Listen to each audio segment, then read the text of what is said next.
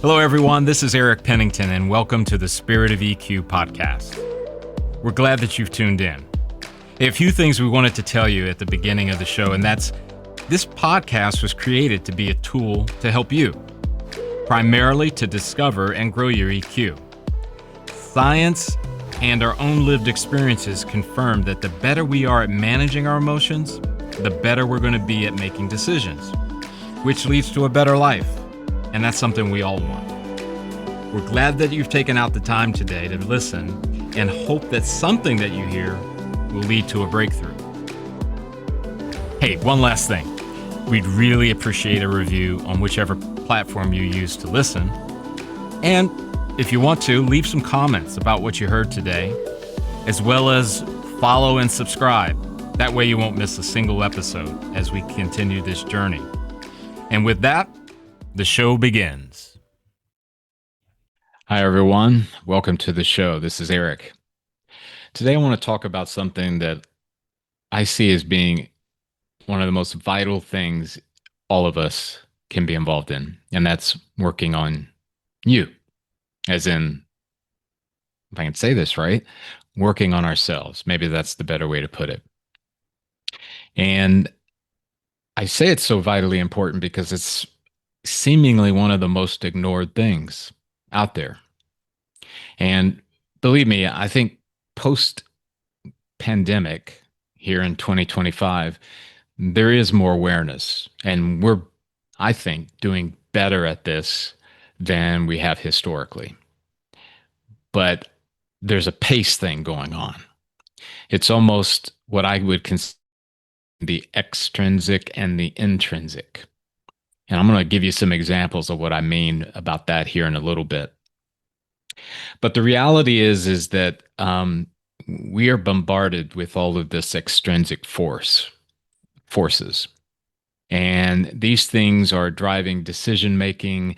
They're putting us in situations where we may be making decisions that really are not a fit for who we are, right? And that who we are thing is a part of this deal as far as connecting to working on ourselves, because there's many people who don't know who they are. So it kind of becomes an even more complex thing to solve, if you will, or to figure out. Let me give you some examples of what I mean by the extrinsic forces. This could be anything from pressure from family and friends, to live in a certain area, to work in a certain type of job, to make a certain amount of money. And these voices are powerful, especially if they're from influential people in your life. It also relates to the extrinsic forces of marketing, buying decisions that are associated with that. And an example for you would be, in my own life, used to be the type of person that I would buy a new car, every 2 or 3 years. I'd get the itch, get tired of the other one, want to go to a new one, right? And I just would look, and it would be one of these things where it would be, the latest this, the latest that, this particular manufacturer has this feature, this one has a different feature. And I would just regularly do that. And in many ways, I don't think I really was that contented at all through that process. And the correlation? During that time in my life, my adult life, I really didn't know Eric very well. So if I don't know myself very well, and if the extrinsic force is powerful enough, I'll go with that. If a person that works the kind of work or has the kind of job I have and the position I have, if those people buy this type of vehicle, then that's what I did. I felt that pressure. I maybe wouldn't have admitted that, but that's what was driving the decision, no doubt, as I look back.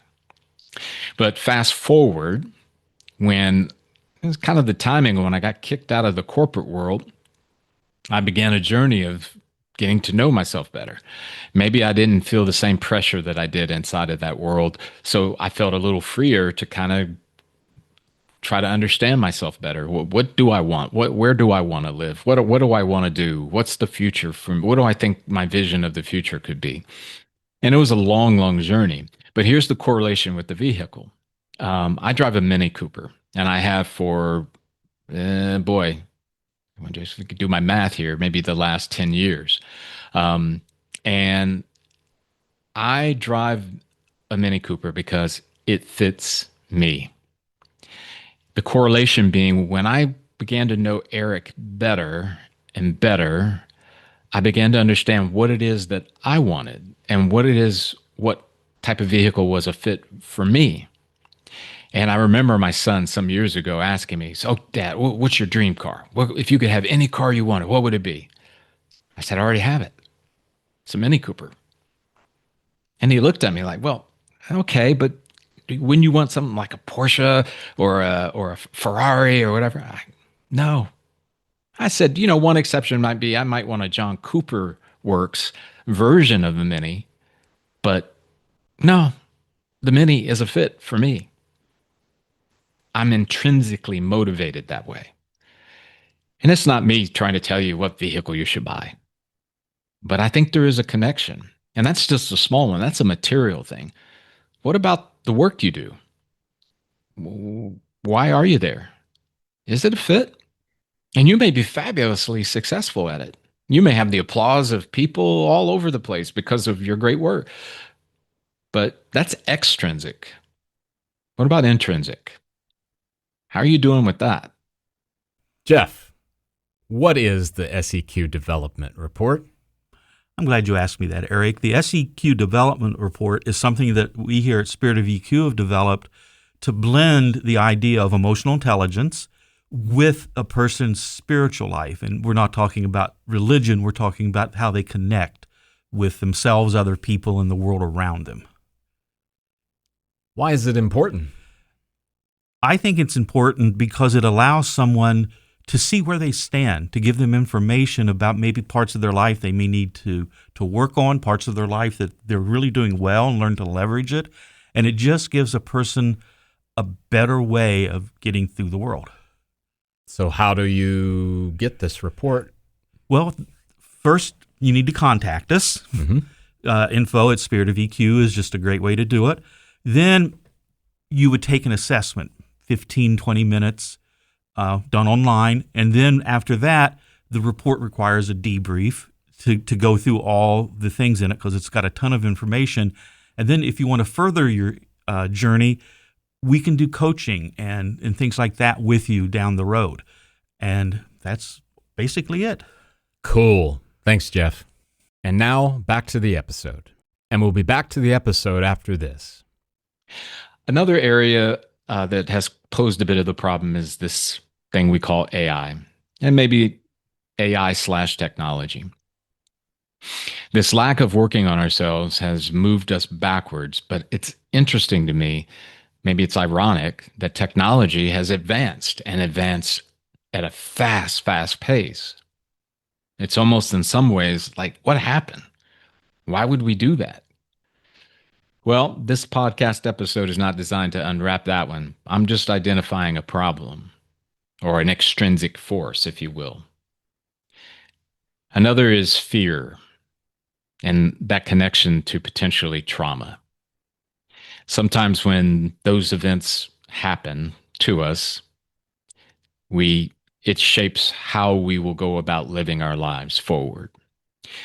If you're like me and you grew up in an environment where there was that, and my big one was abandonment, if you're not careful, that force, that fear can drive your decision making on multiple levels. And it can be maybe the highest hurdle of all the extrinsic, and the thing that might block and hinder, as those other examples, are working on ourselves. So why is it important? Well, number one, and this connects back to the technology and the AI piece, the future is going to need leaders who know themselves well and understand where they fit and where they don't. And I believe firmly that as AI continues to disrupt, if not take over, a lot of the analytical, technical stuff, we're going to be left with the other side of the equation, which for Spirit of EQ would be the spiritual and the emotional. I won't labor on about the definition of spiritual because if you've listened to our podcast before, you know how we define it, right? So, kind of the what makes you one of one. That's spiritual. That's the kind of spiritual we're speaking of. There's going to need to be the development of that. And that's why it's important that we are working on ourselves so that the development can happen with that spiritual side and the emotional, which, by the way, if you didn't know, spirit of EQ, there is a connection. So another is your destiny. The why are you here on the planet? I think the more that we work on ourselves, the greater the chances are that we'll make that discovery and maybe align our choices around what that destiny is. Another is our health, generally speaking. As we go through this thing called life, the better we are, the more we work on ourselves, the stronger we'll be spiritually, mentally, emotionally, physically, all of those. Consider those to be the supporting legs of the stool, if you will. Vitally, vitally important. So, how do we do it? How do we work on ourselves?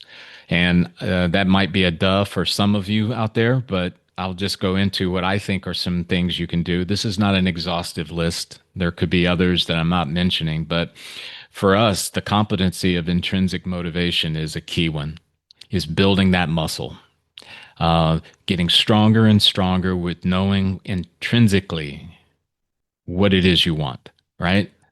Being able to blunt all those messages is that say you should be this, you should do that, you should buy this, you should buy that, you're good enough, you're not good enough, all of the things that continually war with us.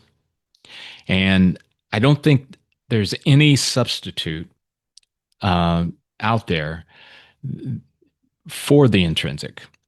And once again, I think it's a pathway to get to our destiny. It's a pathway for better health. So, intrinsic motivation. Again, we've done episodes on intrinsic motivation. There's things that you can find related to that. And maybe on our YouTube channel, there could be a video, an interview, anything of that nature. Intrinsic motivation is a really, really important tool. Another thing that I would put forward to you is a journey of self knowledge, getting to know yourself better. Now, the key here is curiosity.